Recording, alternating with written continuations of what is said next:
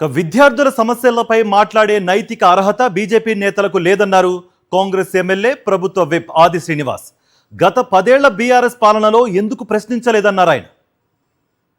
విద్యార్థుల గురించి మాట్లాడే నైతిక అర్హత బీజేపీ నేతలకు లేదు. ఫీజు బకాయి బీజేపీ లడాయని బడాయి కబుర్లు చెప్పేటువంటి ప్రయత్నం చేస్తున్నాడు. నేను సూటిగా అడుగుతా ఉన్నా భారతీయ జనతా పార్టీ రాష్ట్ర అధ్యక్షుడు రామచంద్రరావు గారిని.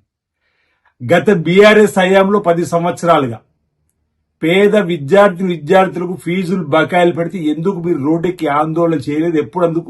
అప్పుడు మీరు నిరాహార దీక్ష చేసేటువంటి కార్యక్రమాలు తీసుకోలేదు.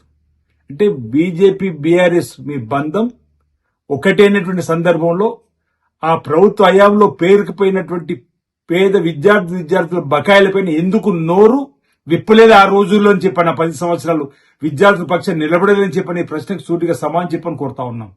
ఇది సబబు కాదన్నమాట ఈ సందర్భం చెప్తూ. ముందుగా ముఖ్యమంత్రి శ్రీ రేవంత్ రెడ్డి గారు అమెరికా టూర్ను ఎందుకు అడ్డుకున్నారో సమాధానం చెప్పాలి.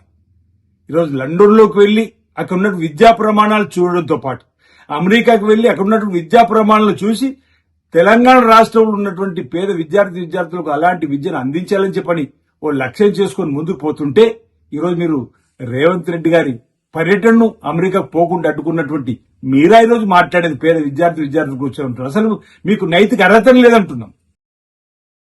మరిన్ని అప్డేట్స్ కోసం ఛానల్ ను సబ్స్క్రైబ్ చేయండి. నోటిఫికేషన్స్ కోసం బెల్ ఐకాన్ పై క్లిక్ చేయండి.